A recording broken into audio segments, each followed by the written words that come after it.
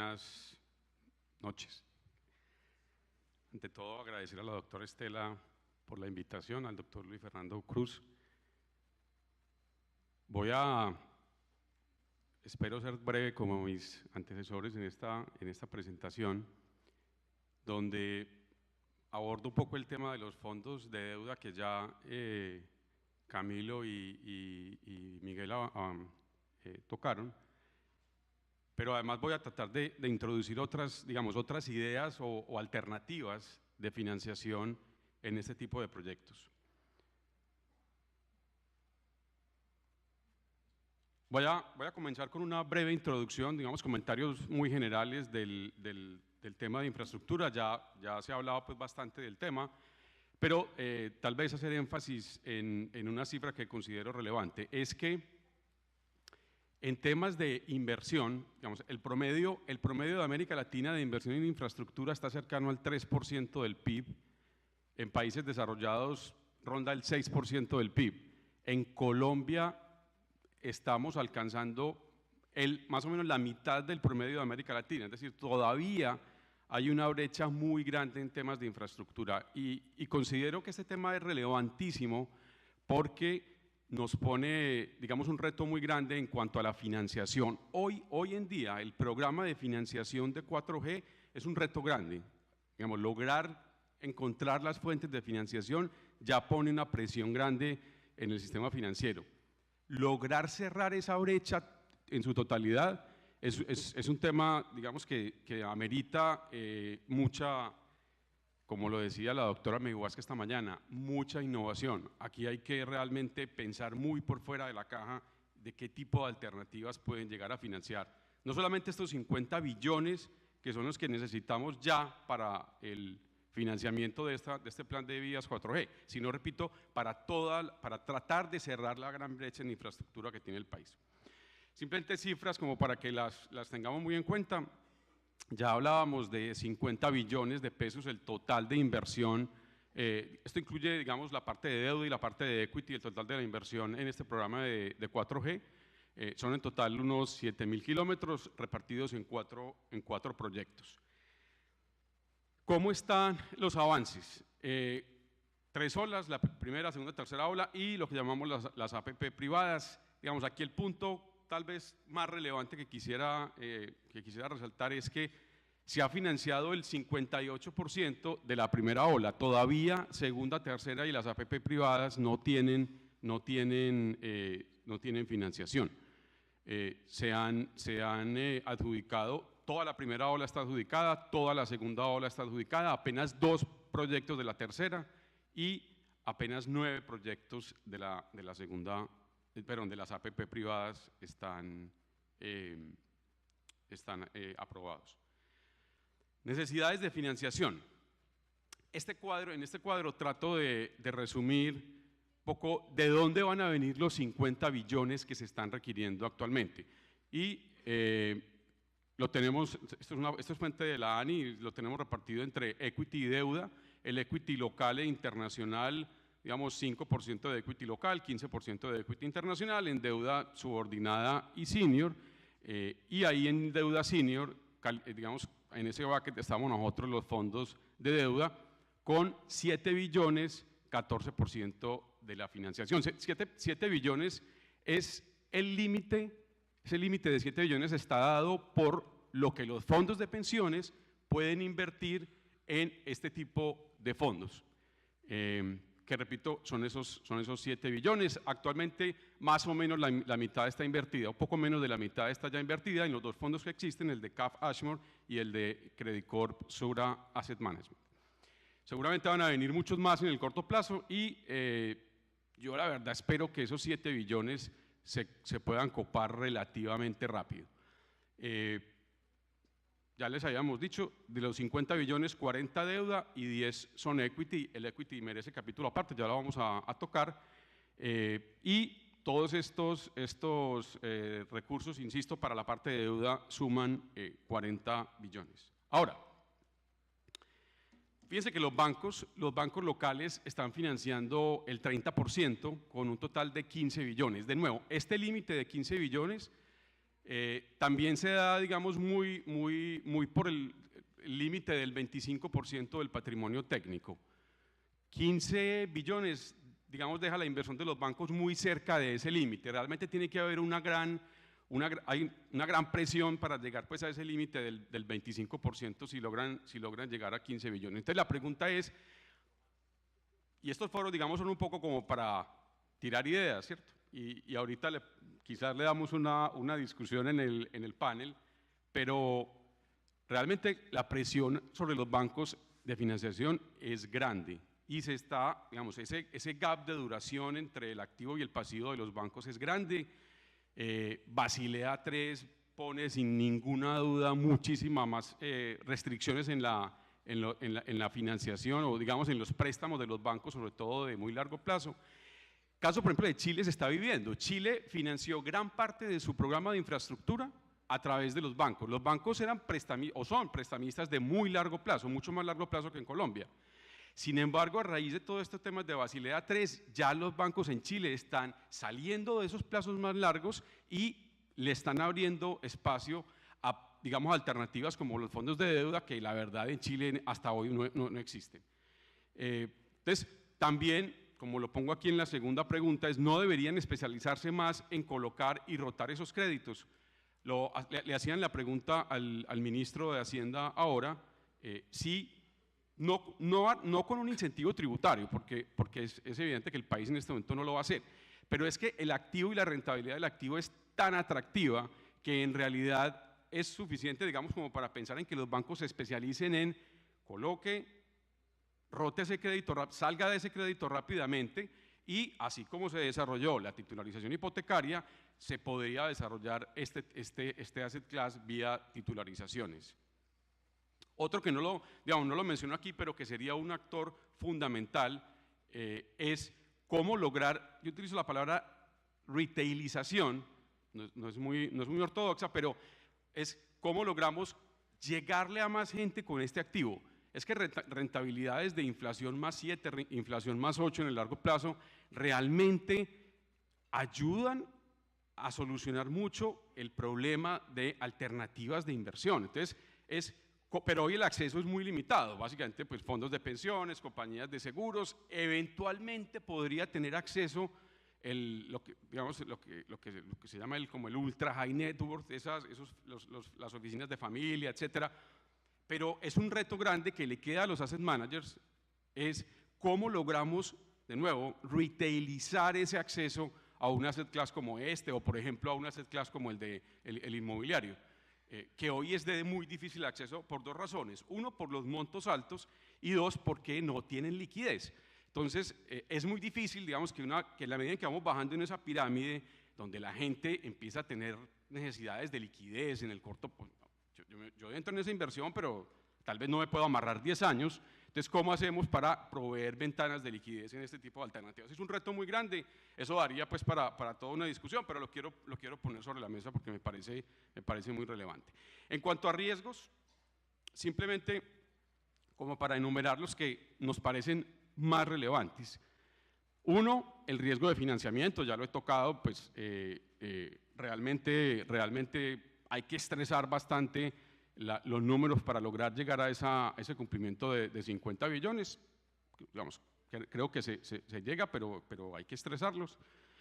Segundo, riesgo de concentración en algunos constructores. Ese es un riesgo evidente, hay una altísima concentración en muy pocos jugadores. Han llegado internacionales, sin ninguna duda, han llegado internacionales grandes, fuertes, pero faltan muchísimos más por llegar. Ese es un tema a solucionar pues, en el muy corto plazo, porque ese riesgo de concentración es alto. El riesgo regulatorio, sin duda, lo habían abordado antes también, nos parece de la mayor importancia, sobre todo pensando en el inversionista internacional, que es muy cuidadoso con esa estabilidad regulatoria. Independientemente, digamos, de que sea al final del día muy buena o muy mala, el tema de la estabilidad le importa muchísimo. Y el riesgo cambiario, sin duda, otros países de la región como por ejemplo Perú, ya voy a referirme enseguida a Perú, digamos esto no es un tema muy relevante en países como Perú, porque es una economía altamente dolarizada.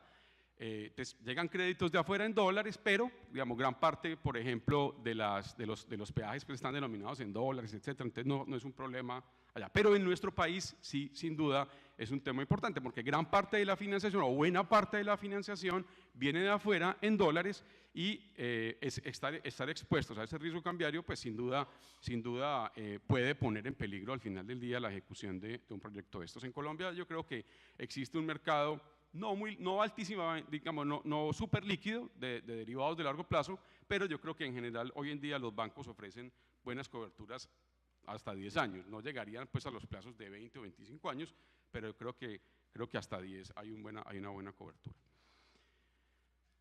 En aras del tiempo, aquí tengo digamos como un resumen de los fondos de deuda, no quiero entrar en detalles porque ya mis antecesores pues se refirieron a esto. Simplemente como hacer hincapié en que los fondos de deuda en Colombia estamos ubicados, digamos, en la parte más larga de la curva, en los fondos de deuda. Estamos ubicados en la parte más larga y el resto, digamos, hasta 18 años más o menos, digamos, eso se lo dejamos a los bancos y nosotros pues, participamos en todo digamos, el espectro, pero el problema, digamos, que estamos solucionando nosotros en esta financiación son esos flujos de más largo plazo. Esto pues es una continuación. Simplemente aquí quiero hacer énfasis en este punto. Los fondos de deuda, ¿por qué son importantes? ¿Y por qué son importantes para los fondos de pensiones, por ejemplo? Porque es que le solucionan un problema grande, creo yo, y es que armar estos equipos de análisis de infraestructura, equipos de seguimiento a los proyectos, equipos de monitoreo de esos proyectos, es costoso y toma mucho tiempo. Todavía yo creo que en Colombia no tenemos una base, digamos, de capital humano especializada en esos temas. Los fondos de deuda, los que existen hoy, han hecho un grandísimo esfuerzo, digamos, por lograr tener esos altos estándares, pero yo creería que aspirar a que en el muy corto plazo el mercado, incluyendo los fondos de pensiones, etcétera, tengan personal altísimamente calificado para esto, es muy ambicioso. Eso, digamos, se tomaría mucho tiempo desarrollar el capital humano para poder hacer frente a esto. Fondos de equity. Lo toco porque el equity es un componente bien importante y todavía no está resuelto. Está más resuelto la deuda que el equity. Y simplemente quisiera hacer este comentario. En Colombia hay fondos de capital privado, digamos, con énfasis en equity, en infraestructura, pero en carreteras nada. Hay fondos, existen, infraestructura, pero carreteras no hay absolutamente nada. Dos, el riesgo equity de la fase, digamos, fondos de equity para la fase de construcción no los vemos para compra de activos estabilizados. Y la razón es muy simple. Una rentabilidad de la deuda alrededor de VR más 8 versus una rentabilidad del equity de VR más 3, esos 5 puntos porcentuales o 500 básicos no se compadecen con el altísimo riesgo, sobre todo porque es que aquí en equity es o me gano VR más 13 bien, pero si me va mal pierdo todo. Tiene, digamos, un payoff que no justifica en mi concepto esos 500 puntos básicos de diferencia. Y lo otro es que la compra de concesiones ya se va a empezar a dar. De hecho, creemos que va a pasar lo mismo que ya pasó en México, donde fondos de pensiones canadienses están comprando concesiones. Seguramente aquí vamos a ver el mismo fenómeno, pero de todas maneras se hace difícil eso por el riesgo reputacional que generan los pleitos de responsabilidad fiscal contra algunos de los concesionarios. No es que no se hagan, hay que hacerlo sin ninguna duda, pero lo importante es que se hagan con diligencia, rápido, pues para simplemente poder definir si se va o no se va, porque es una necesidad, digamos, grandísima hoy, tal vez la más importante necesidad, solucionar los problemas de cómo conseguir el equity. Finalmente, Miguel hizo referencia al caso de Chile. Yo aquí, pues para no repetir, simplemente anotar que se hizo a través de lo que se llamaban los bonos de infraestructura garantizados por los monolines. Eso tuvo muchísimos problemas. Los monolines entraron en en problemas a raíz de toda la crisis financiera, etcétera, y luego entraron las AFPs.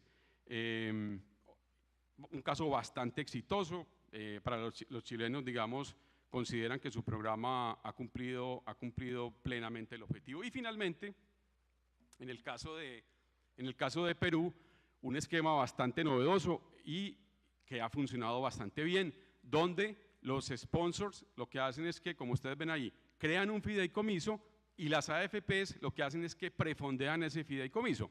Luego el gobierno emite lo que se llaman los certificados RPI, donde básicamente le dice al sponsor tal, se le pagará en una fecha futura tal cantidad, y el sponsor con eso, digamos, se lo descuenta a ese fideicomiso, y de esa manera se sigue financiando el programa. ¿Qué es lo crítico ahí? Lo crítico es el equity para la primera parte, porque ahí es donde todavía no se reciben los certificados RPI. Una vez se reciban los certificados ya empieza ese flujo de caja, pero al principio, que no existe, ahí pone un riesgo y ahí entran los bancos a financiar a través de deuda, los sponsors a través de equity, etcétera, pero ha sido un programa, repito, bastante exitoso.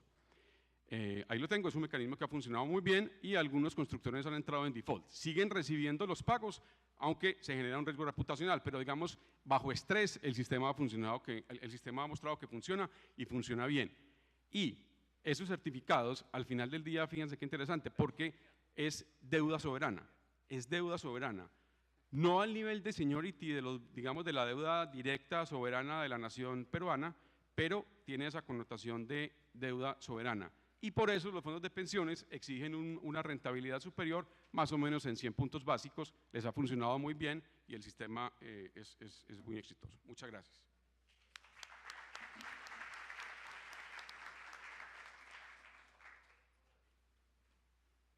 Bueno, muchas gracias por las presentaciones. Quisiéramos pasar a una sesión de preguntas cortas, pero que creo que van pues como al punto y complementando pues los temas. La primera pregunta, y quisiera arrancar con Miguel. Hemos visto que los fondos pues claramente han estado participando en la creación pues de este nuevo asset class. Sin embargo, en las recientes cierres financieros se hicieron emisiones de bonos directamente y participaron en la primera pues un poco más tímidos, en la segunda con mayor participación. Pero ven ustedes la posibilidad de crear ese segundo asset class de bonos de infraestructura y que se pueda hacer emisiones sucesivas de bonos de infraestructura donde podamos acceder a recursos diferentes a estos que digamos que ya están comprometidos o que ya están destinados a estos 7 billones iniciales. Respuesta corta, sí. Respuesta más amplia. Uno de los grandes retos que tuvimos en la estructuración de los fondos de deuda de infraestructura fue crear el ambiente de riesgo apropiado. Juan Carlos aludió a ello, pero déjeme hacer una referencia lo más breve posible.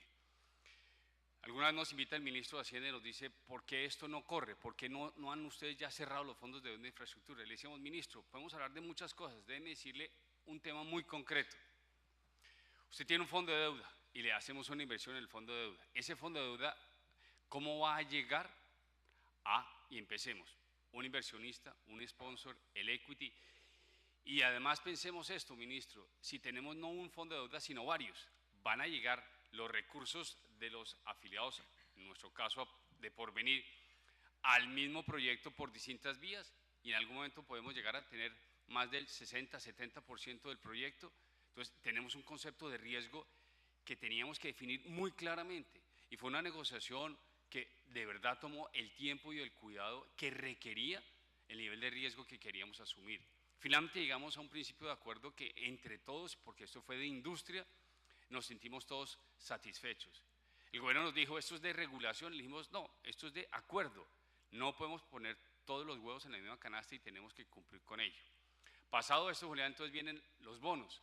En los bonos no hemos tenido y no vamos a tener esa oportunidad de definir muy bien ese aspecto y ese alcance en donde van a llegar al mismo proyecto y entiéndase, llega el bono, llega el fondo de deuda y llega al mismo proyecto, el mismo sponsor, el mismo inversionista, el mismo crédito. Entonces eso es lo que tenemos que afinar, pero por supuesto está dado por el tema de la profundización. Y concluiría con esto,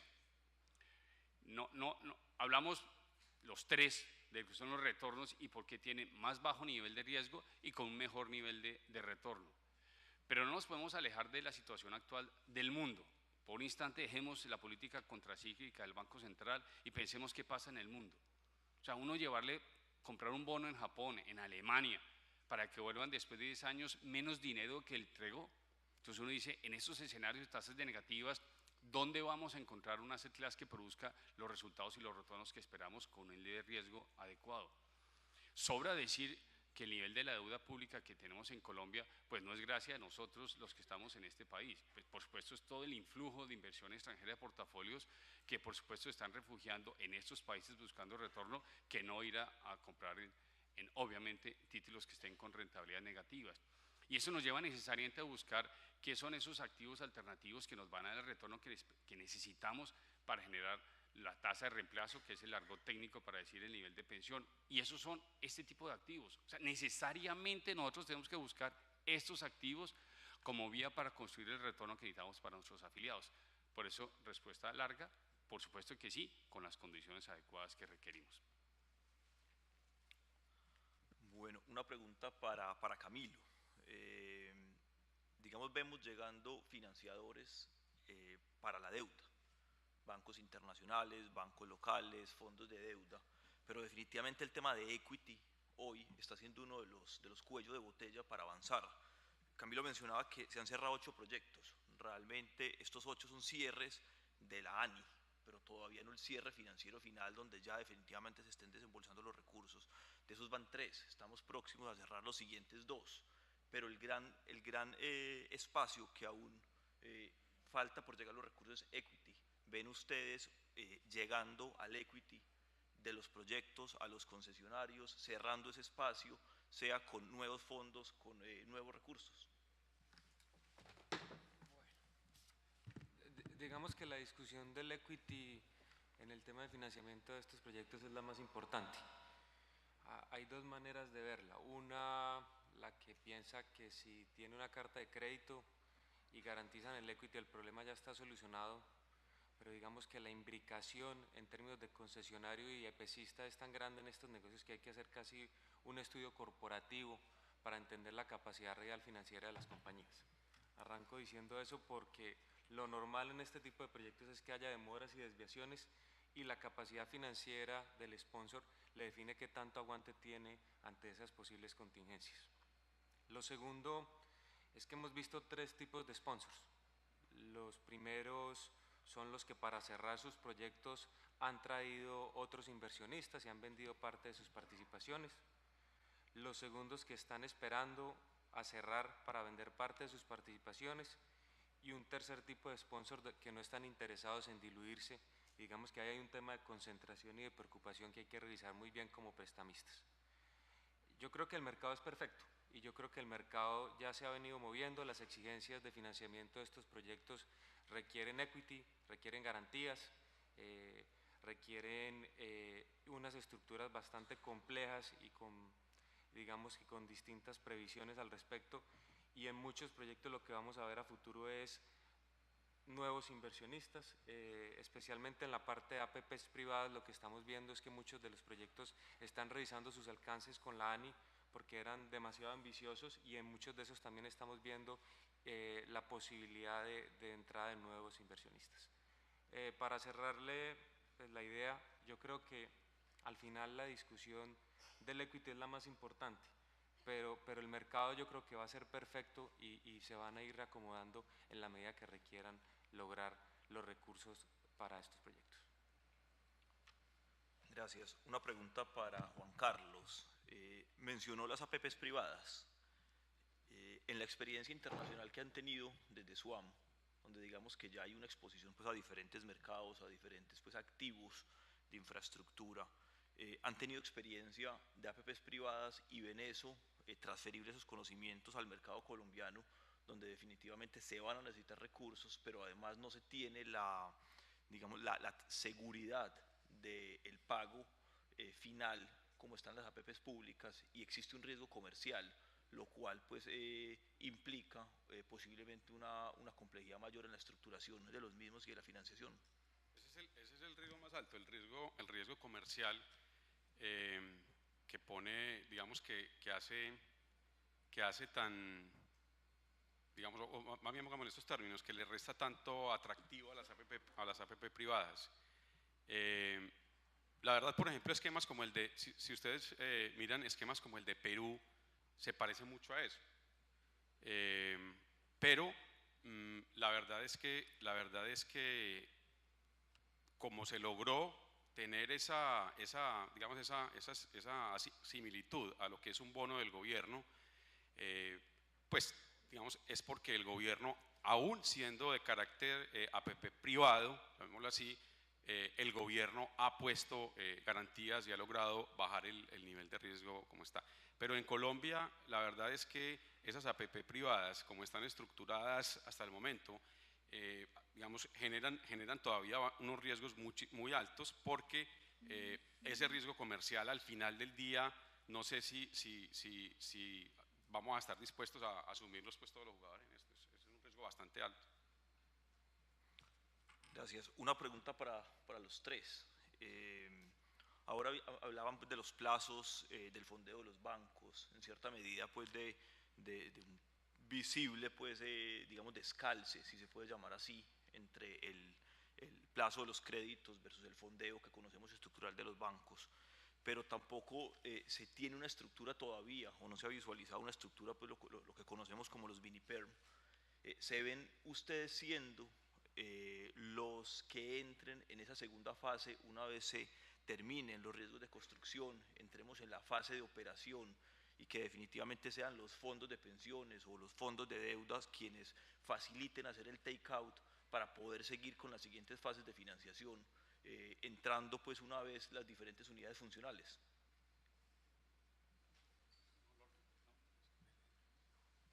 Bueno, yo creo que pues, empezando por el fondo donde yo trabajo, tenemos un take-out facility pensando en eso. Digamos que el tema del mini perm se está revisando actualmente por alguno de los sponsors.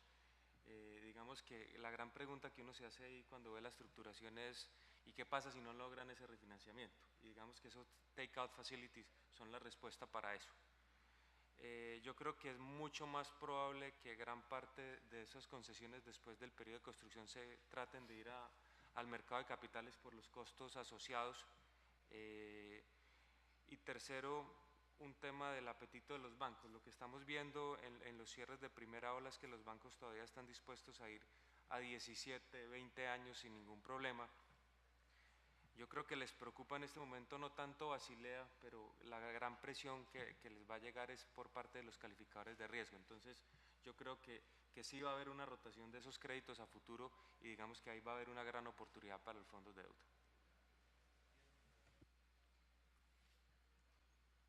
Yo veo al superintendente y no sé si va a pasarle la pregunta al superintendente, pero yo creo que la respuesta es muy clara, o sea, y lo hemos, pues creo que los tres lo aludimos. Indudablemente un banco no puede, tiene un reto muy grande por la solvencia y por supuesto por el nivel de riesgo que implica financiaciones a muy largo plazo. Eso lo vemos en cualquier banca americana, europea, y en la región ya también lo vimos en Chile, Juan Carlos aludía a ello.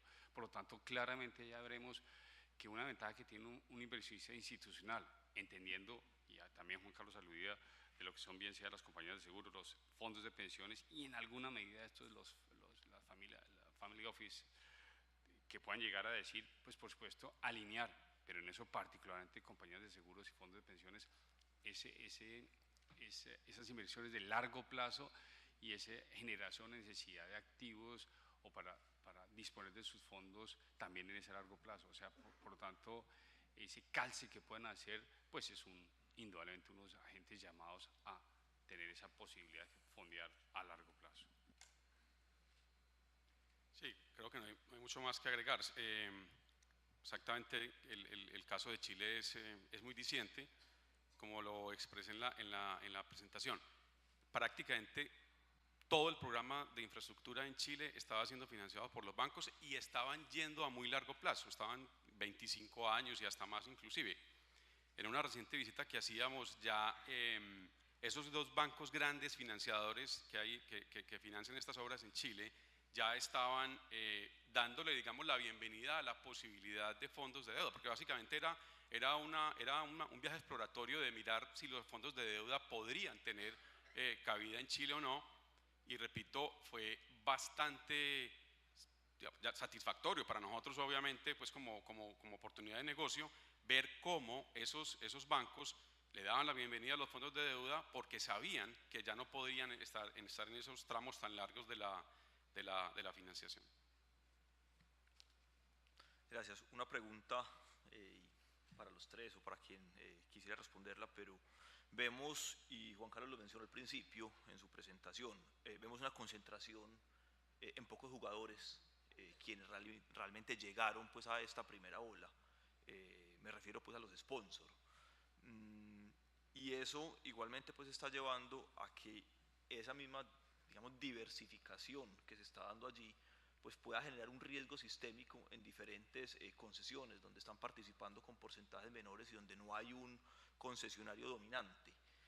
Eso lo ven como un valor agregado de lo que está pasando, les preocupa desde el punto de vista de riesgo sistémico o creen que definitivamente se va a dar en esta fase siguiente movidas dentro de la industria que permita la llegada de jugadores internacionales también a soportar estos concesionarios y estas obras y que puedan ir rotándose los activos, tal cual ha pasado pues, en otras geografías.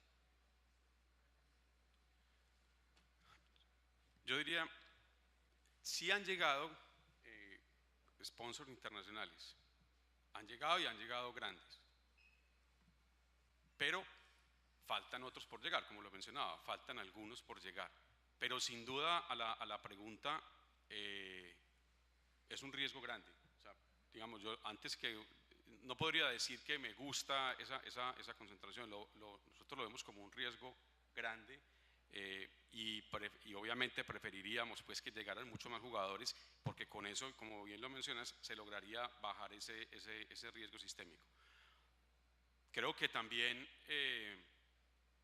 yo creo que es parte del proceso también, una vez estos que ya llegaron se consoliden en el país, pues seguramente los otros que todavía no han llegado puedan sentirse atraídos y empezar a llegar. Yo creo que para las siguientes olas, segunda, tercera ola y las privadas, seguramente vamos a tener un flujo de sponsors internacionales mayor.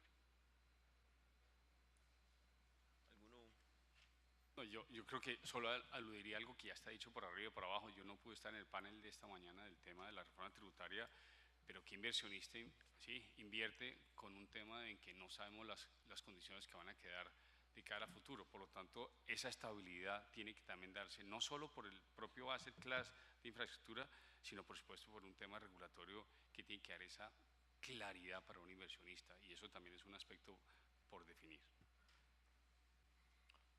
Bueno, lo mencionaron al principio, el tema de riesgos. Claramente pues se ha venido acotando los riesgos, la ley de infraestructura ayudó bastante. Sin embargo, todavía quedan algunos que definitivamente son un reto y un desafío importante, como son el ambiental, el riesgo de comunidades. Hay un riesgo reciente pues, y que fue pues, un poco por el proceso de estructuración, pero definitivamente la infraestructura va a valer más de lo que se esperaba que valiera al principio. Un tema de tasas como lo que está pasando. Y siempre habíamos entendido que los fondos de pensiones, los inversionistas, no habían o no tenían todavía desarrollada pues como la capacidad interna para mirar tantos activos y mirar tantos proyectos como lo que se están presentando. Al verlos hoy tan activos en infraestructura, cómo están organizándose hacia adentro y cómo definitivamente se puede transmitir la confianza en que están preparados para esto, pero que además los fondos de pensiones van a seguir participando y ya las experiencias del pasado, unas positivas, unas negativas, no se repiten y que definitivamente los equipos internos están robustos de manera que puedan ir administrando, midiendo, controlando ese tipo de riesgos. Dale, Camilo. Si quiere yo hablo primero de la parte de riesgos. Digamos que la ley de infraestructura acotó varios de ellos, el tema predial específicamente, pero el riesgo hoy más grande es el tema social.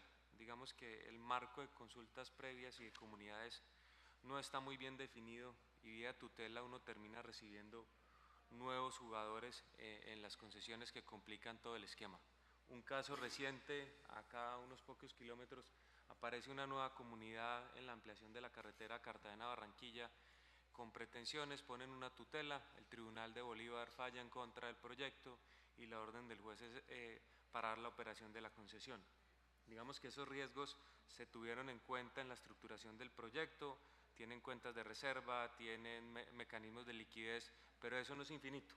Entonces, digamos que en el tema institucional creo que hay un trabajo importante para hacer en el tema de comunidades si queremos que este esfuerzo de infraestructura futuro sea sostenible en el país. Juan Carlos. Sí, de acuerdo con lo que menciona Camilo, de los tres riesgos, digamos, grandes, predios, comunidades y ambiental, la norma atacó muy bien el primero. El de predios yo creo que está bien abordado, pero todavía quedan muchos cabos por atar en los otros dos. Entonces, sí es muy importante que los equipos de los gestores, los equipos nuestros de gestores, tengan fortaleza en eso. ¿Cómo se puede hacer? Por ejemplo, en el caso nuestro, del fondo participa la IFC. Y entre otras cosas, las fortalezas que implica tener a la IFC adentro es que son muy estrictos con los temas ambientales, muy estrictos con los temas de comunidades. Y además, digamos, acompañan esa condición de ser estrictos con digamos, unos temas de capacitación bastante fuertes, intensos a los equipos. Entonces, creo que la mejor manera es apoyarse en un internacional que ha tenido ya exposición, conocimiento del tema, para poder desarrollar aquí internamente en el país ese tipo de habilidades. Miguel, ¿quieres complementar algo? Creo que está dicho todo en la presentación, yo lo aludía. O sea, es que de verdad, simplemente para reiterar, como la prensa de esta semana, el señor vicepresidente aludiendo que tenemos todavía 4 problemas y él apuntaba, decía, listo, el tema de tierras hemos avanzado, pero ojo que los jueces no están al ritmo que deberíamos ir. Segundo, mire el tema de comunidades, no se da y por supuesto la solución, y a Camilo la aludía de las tutelas, entonces decía, mire, podemos avanzar y ahí todavía tenemos esta talanquera y por supuesto la necesidad de la ley estatutaria. Las comunidades fantasmas, es que todos sabemos, mire lo que pasó con Porsche, mire son tantos ejemplos que tenemos, comunidades que fueron censadas, escuchadas, manejadas y a la vuelta de la esquina se multiplican por 10, 15 y estos comillas, la gente alude que pueden haber algún tipo de negocios o mafias ocultas allí, eso pues sigue estando por supuesto también presente y centralizar en una sola agencia nacional, es que son muchas las que están presentes, el Agustín Codazzi, y la CAR, tenemos la de antigüedades, entonces todas estas tenemos que operar, la ANLA, entonces ¿por qué no poner de verdad la ANI que sea el gran centro que acude a una sola entidad gubernamental y que busque la eficiencia? Esas son tareas que están pendientes. Y una cosa que sí sabe cualquier inversionista en el tema de infraestructura es que van a haber dificultades 100% asegurado. El reto es que sean las menores posibles para que den la viabilidad, por supuesto, que todos esperamos en los proyectos. Bueno, por temas de tiempo, pues hago la última pregunta y le doy un espacio, pues al final si alguno quiere hacer como un cierre, pues algún comentario adicional. Hemos visto llegar a los proyectos que ya se han cerrado una confluencia de financiadores, diferentes perfiles, sabemos fondos de deuda, bancos, bonos, los fondos de pensiones directamente o en los bonos o en los mismos fondos de deuda, pero definitivamente los intereses no son los mismos y eso ha dificultado la negociación, pues porque los bancos internacionales tienen sus mesas de sindicación donde van descargando parte de sus participaciones, algunos tienen pues algunas estructuras pues de cobertura y demás. ¿Creen que eso está siendo positivo para los cierres? ¿Qué tanto se sienten un poco frenados en el proceso pues de entrar? Vemos llegando por ejemplo a la Financiera de Desarrollo Nacional también a participar activamente pues en los cierres, ayudando a cerrar ese gap que en algún momento dado se veía en esos proyectos, pero realmente no tienen todos los mismos intereses en términos de plazo, en términos de activo, en términos de control y regulación. ¿Cómo ven eso? Perdón si les parece yo una pequeña alusión a eso para hacer la palabra a los panelistas, y es el ejemplo canadiense. Los inversionistas institucionales en Canadá ya entendieron la necesidad de buscar estos activos alternativos y buscaron no ir por, incluso ya no por vehículos como los hemos hecho en Colombia, los fondos de deuda, sino en muchas ocasiones de manera directa. Y ahí hay otra exploración para la profundización del mercado de capitales. Y cito en esto, y yo creo que mañana entiendo que Clemente va a estar por acá, pues la FDN, y usted lo aludía, Julián, está en esa línea pensando cómo podemos entonces buscar caminos en donde sean otros mecanismos de financiación y fondeo que impliquen necesariamente la profundización del mercado de capitales para que ello se dé. El ministro lo dijo esta tarde, y todos lo aludimos, aquí se necesitan muchos agentes y que sigan confluyendo. Entonces hay opciones y el mercado se van a seguir dando, y esta ampliación va a estar presente en Colombia.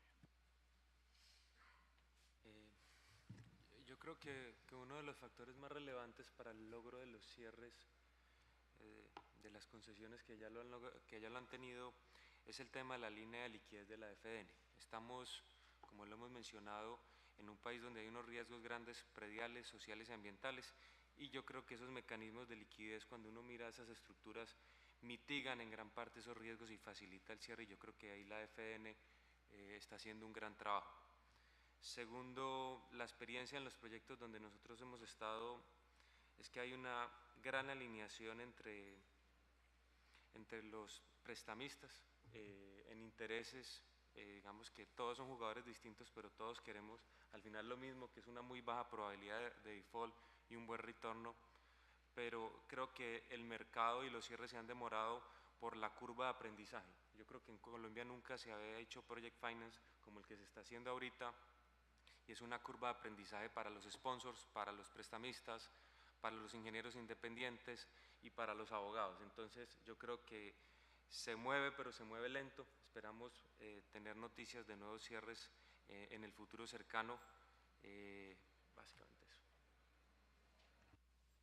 A tu pregunta, Julián, yo diría que afortunadamente existe esa diversidad de intereses.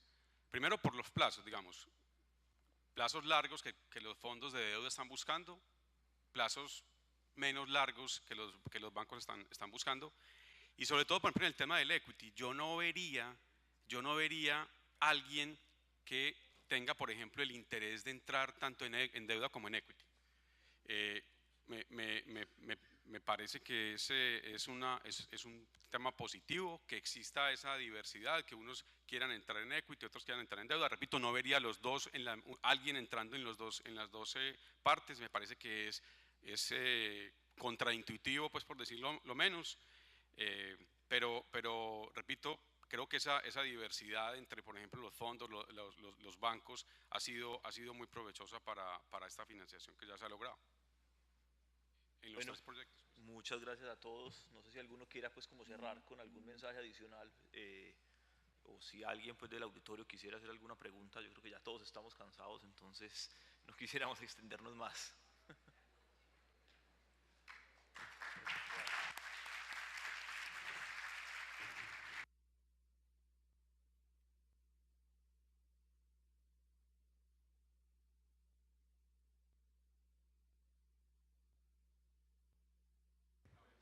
Muchas gracias a nuestros